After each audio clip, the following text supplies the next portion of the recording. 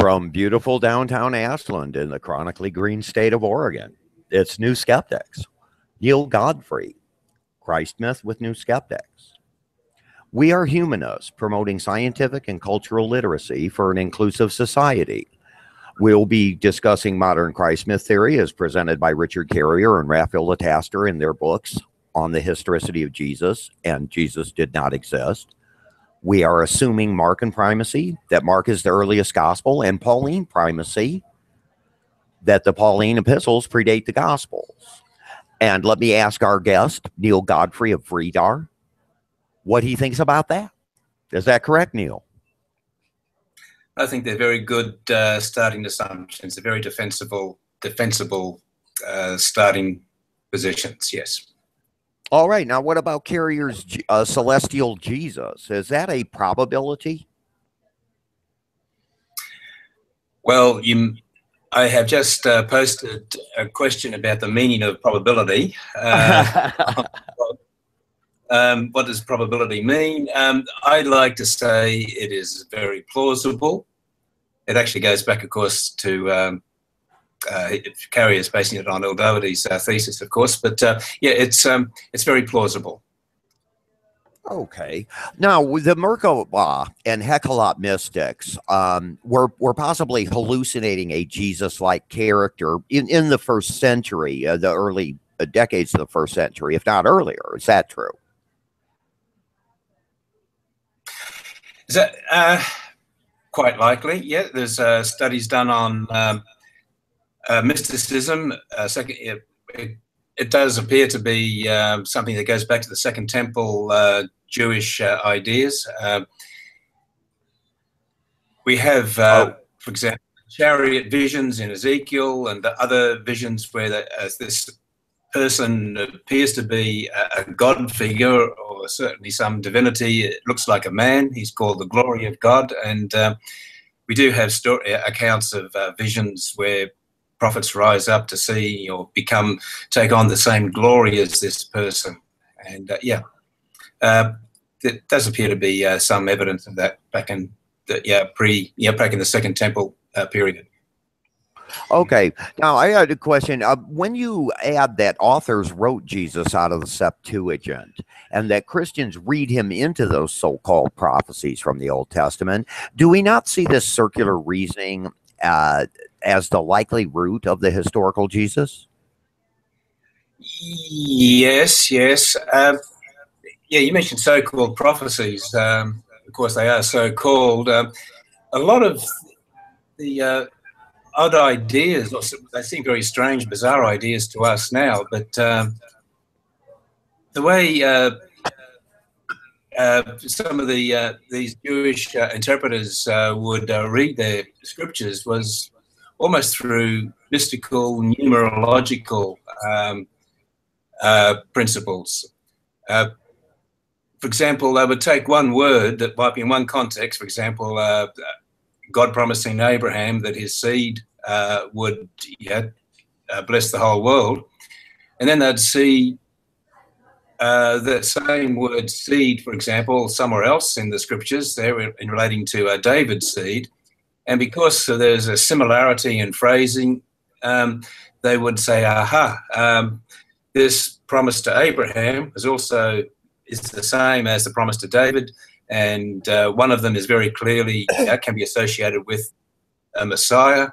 And so they create this idea, they create out of all of this very strange set of connections, ideas about what is going on in the heavens. Right. What those talking about. In fact, that seed of David idea is what is keeping a lot of people on the historicist side. They're saying, how can there be a seed of David up in the sky? But Carrier seems to show that there's a lot happening in the sky. People are born and are buried up there. One detail that I just noticed on one of the blogs, there's a lot of talk about a new book out stressing the human nature of Jesus in the Synoptic Gospels. But if we're going to have the full picture, we also need to keep in mind that in Second Temple Judaism, the ideal human figure was central to this celestial figure of the Logos, of the Christ, of the Son of God, the Son of Man, rather. Son of God actually, ironically, refers normally to a human, and Son of Man refers to a divine figure, just to make it a little bit ironical.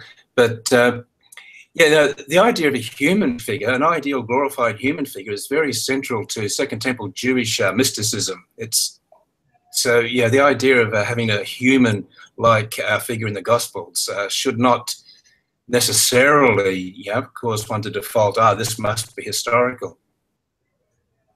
Okay. Now I had seen people in writing like Aleister Crowley had pegged Christianity as a mystery religion that had lost its adepts nearly a century ago. Now, Carrier did the studies in such a way as to substantiate that mystery religion status. If you ask me, would you agree with that? That Christianity is a mystery religion? Yeah, there's certainly a lot of overlap in the terminology used in Paul with what we associate with mystery religions, the idea of being in Christ, in the God, dying and rising within, symbolically, rituals, graduated meanings, what something means something at one level, then you go through the various levels to get the deeper meaning. Yeah, there's a lot of overlap, certainly, yeah. Okay, now in some tale, a Christ is said to have appeared as a star that outshone all others. I call this the Jesus Christ superstar hypothesis. Is this a far-fetched version of a Christ for us, or was this the sort of thing that mystics might have come up with at the time? Yeah, I think the star idea perhaps originates and with the prophecy in Numbers about the Star of David being the prophesied Messiah to come, or not the Star of David, was it the Star of Judah? I can't recall the details now. But the star was a symbol of the Messiah. We have in the 2nd century then Bar Kokhba leading the second Jewish rebellion against Rome, and he took the name of the star.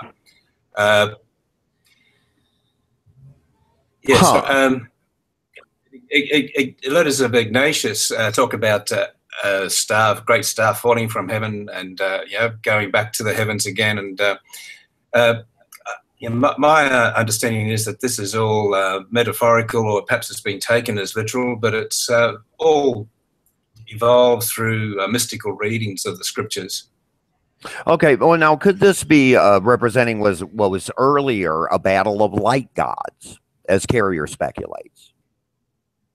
Yeah, I don't know. I really possibly, but that's not my. I haven't read anything in along those lines. All right, that's fine. Okay, and what if Lucifer and Jesus being both archangelic beings? Are we seeing a Zoroastrian dualism? Certainly, Zoroastrianism is strongly influenced the Jewish religion. It's also influenced the Muslim religion and Christianity, of course. In fact, the whole idea of angels, there being an end of time, when history is fulfilled and there's a great judgment and a battle between good and evil spirits, all of that goes back to Zoroastrianism. So right. I see Zoroastrianism and the idea of a conflict between good and evil as being best part of the general religious intellectual landscape of the time, not so directly influential, but just part of the general thinking. Okay, I sometimes wonder if the combat myth Jesus and Satan are in is referencing that Genesis borrowed from the Tiamat Marduk combat myth in one of the creation accounts. Yeah.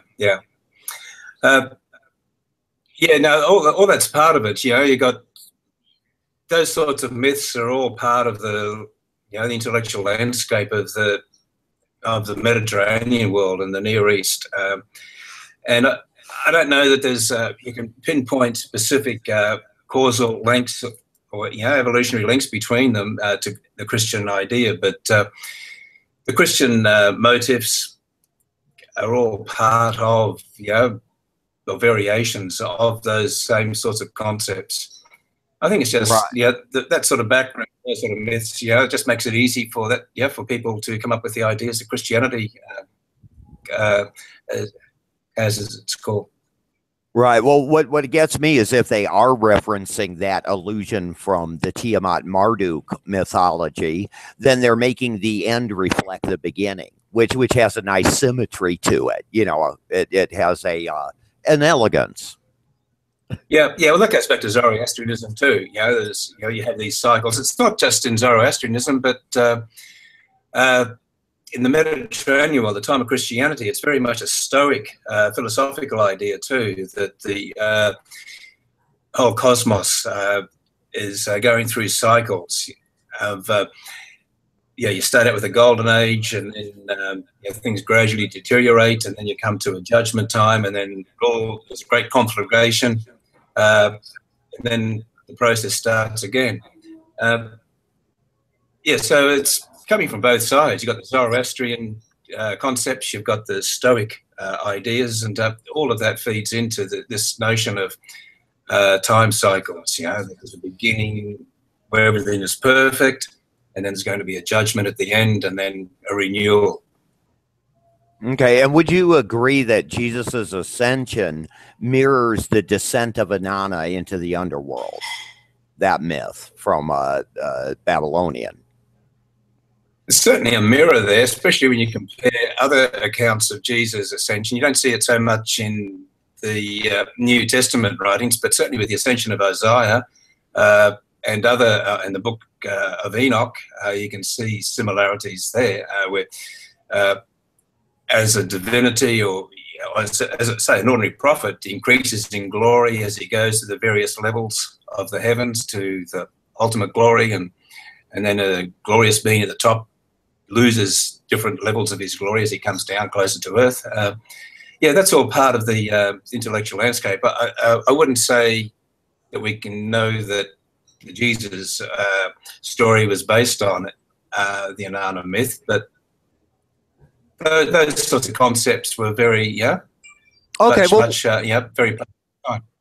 Well, speaking of the Persians, the Zoroastrians, then isn't that where the Magi come from that visit the baby Jesus? I think in Matthew. Yeah, that's right. That's correct. Yeah, shows up in the second chronological testament in our Bible. Okay, I'm curious as Mark is referencing a Rufus via metonymy as symbolizing reason. Yeah. It's not a bad speculation. I don't know. A lot of speculation about Rufus. We like to pinpoint Mark's obscure references down, but there's also another Rufus who was part of the Vespasian's army. I think it was directly involved with the destruction of Jerusalem too. But the Rufus I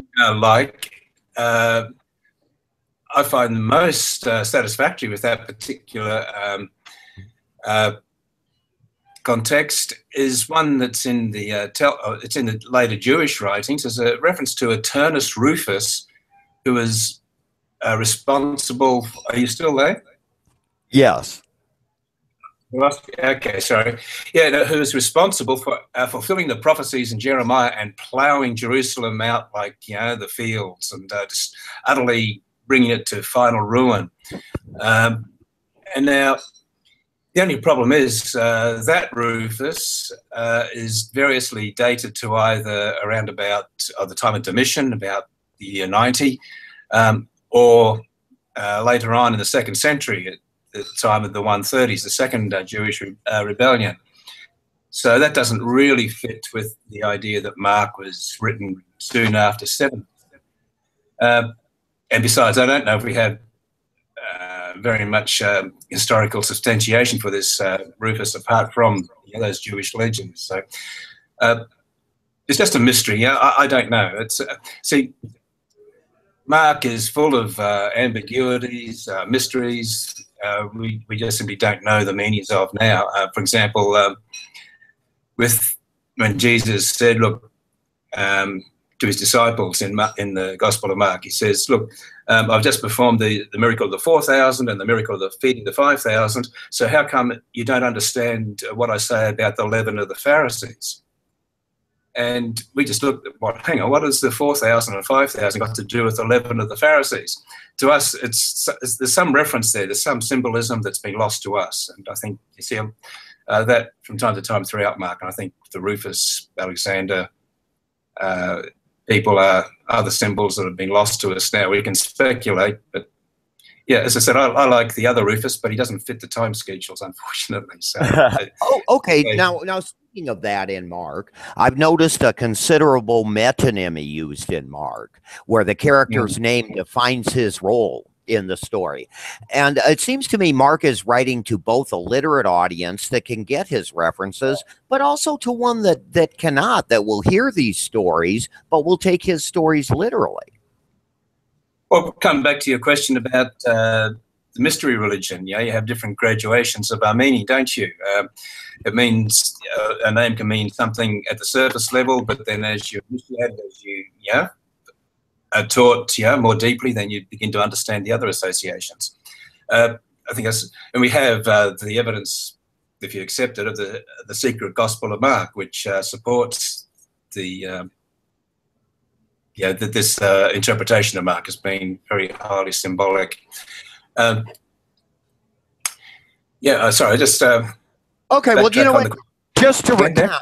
Just to recount, we have Jesus's name is the salvation of Jehovah, which is his role, and then Matthew is disciple. That's his role. Judas represents the Jews. That's his role. Jairus, the awakening, he's the father of the daughter who was awakened. Yeah, people said, "Oh no, she's only sleeping," but then she was really dead. Sleeping is a symbol of death. Actually, there's and right now there's one of the scholars, or a PhD scholar, has published on his blog an essay by Dennis MacDonald, where he's arguing that Judas Iscariot and Mary Magdalene are all fictitious, both fictitious characters. Mark made them up, and he traces them back in other literature, and using Mark and showing how Mark was playing with symbolic terms, to hint at these other people. There's a lot. It's not just the names of people, but it's also the place names. Capernaum, for example, means village of comfort. And I kind of, and then you have the prophecies, about comfort me, my people, in the Old Testament, Zephaniah and Isaiah. It just seems a very appropriate place for Jesus to start his work. Then you got other places like the village of the the fishermen, and the village of, or the house of figs. And these place names are associated with stories to do with figs or with fishing. Right, so, like I was going to say we have the person that buries Jesus. He's from the village of best disciples. Yeah. Oh, yeah. Exactly. Yeah. Joseph of Arimathea. Yeah, and then it's just strangely, coincidentally, you have Joseph as the same name as the father of Jesus in the later Gospels. So there's something strange going on there. Well, and that seems to me to harken back to the relationship between Joshua and Joseph in the Old Testament. I mean, this is a cycle that keeps repeating, is what they're showing. Yeah, that's right. And this is, to me, it just makes a lot of sense that a Jesus figure or a Joshua figure would succeed the Moses figure, especially after the temple was destroyed. But, okay, now about Eusebius.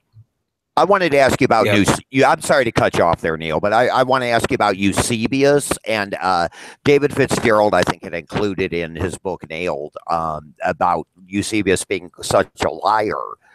And when I researched this, it turns out that I was not able to find. I was finding the story being debunked, that he never said that he taught all that resounded to the glory, and nothing that detracted from the gospel or something like that.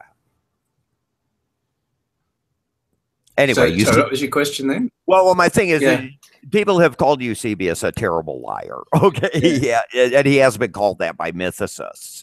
And it seems to me, when I investigated that, I wasn't actually finding that about Eusebius.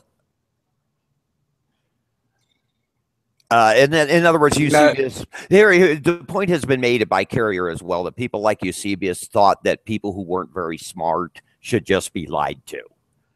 They should be told something that makes them do what you want them to do, because they're not going to get the deeper meaning anyway. But when I looked into that, I did not find that holding up. Okay, something odd. I'm just comparing the Tertullian and Clement of Alexandria too, who can be interpreted as saying something similar. That's something I'd need to follow up on, something I haven't really taken a great deal of notice of. But interesting thought. Yeah, I could follow that up and write something about it. Okay, now you Gnostos. Your view, maybe Carrier's overstated. I just don't know. It's something I haven't really thought You know what? At this stage of the game, I'm a bit confused myself. But I was going to ask you about Eugnostos, is possibly pre-Christian source for Jesus. This comes from the Qumran group, where we find their creation of a gospel, essentially replacing Eugnostos with Jesus. Yeah. That is from the Nag Hammadi library, and but what you have, the Christian text, the equivalent Christian text, is very Gnostic-like. It's very mystical. Neither text is actually getting into the details that you see in our canonical Gospels about Jesus performing miracles and teaching and so on. What it seems like the Christian text has done is take that Gnostic text and add a few disciples' names in there to say, okay, a question was raised and Matthew asked this, or Mary said this, Peter said that. And so those have been inserted into it. And if you can see there, they've taken this Gnostic mystical text and translated that into Christian context. Even the name Eugnostos, I mean, it suggests good one who knows in a good way or something. Yeah, those names are all common, and even say the Book of Acts, it's dedicated to Theophilus, the lover of God. You see these names now; they could be real names, it's true, but then when you add them all up and you just see, compare, the number of these names, and you've got to wonder.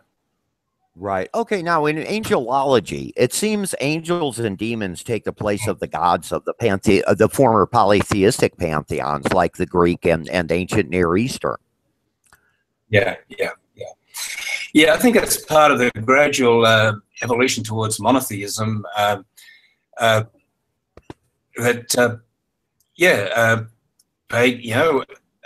was a growing emphasis on the oneness of a single God that is emerging through the later classical period.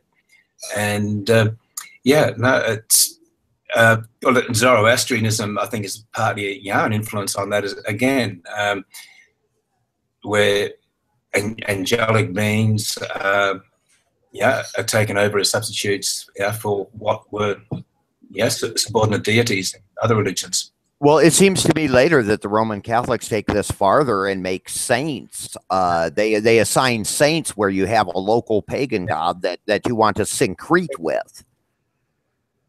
That's right. Yeah. You've got angels. The Jewish idea is angels, and then later on the Christian idea then moves some of these angels into saints. Yeah. Okay. It seems in the it's Go ahead, Neil. So no, just saying that, yeah, it's yeah, you can. It's like evolution. Yeah, you can see these remnants of things that are no longer useful. You know, in the human body, and you know, vestigial, yeah, parts that we have. Yeah, the mainstream religions, yeah, they have these little fossilized remains of what was previously polytheism.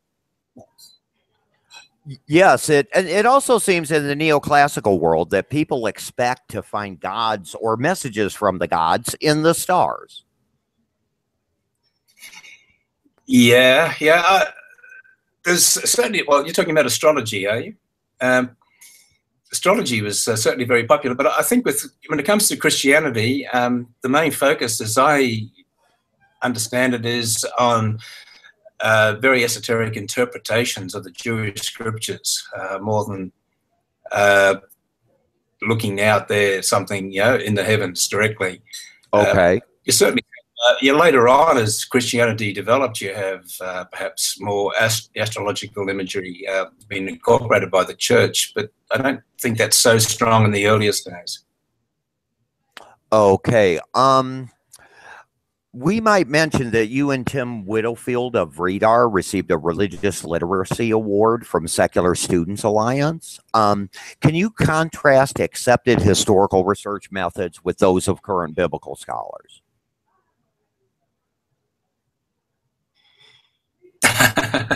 Where do you start? Now, this is a major question. Yeah, there's very little comparison. The number of biblical scholars who write about Christian origins or the historical Jesus,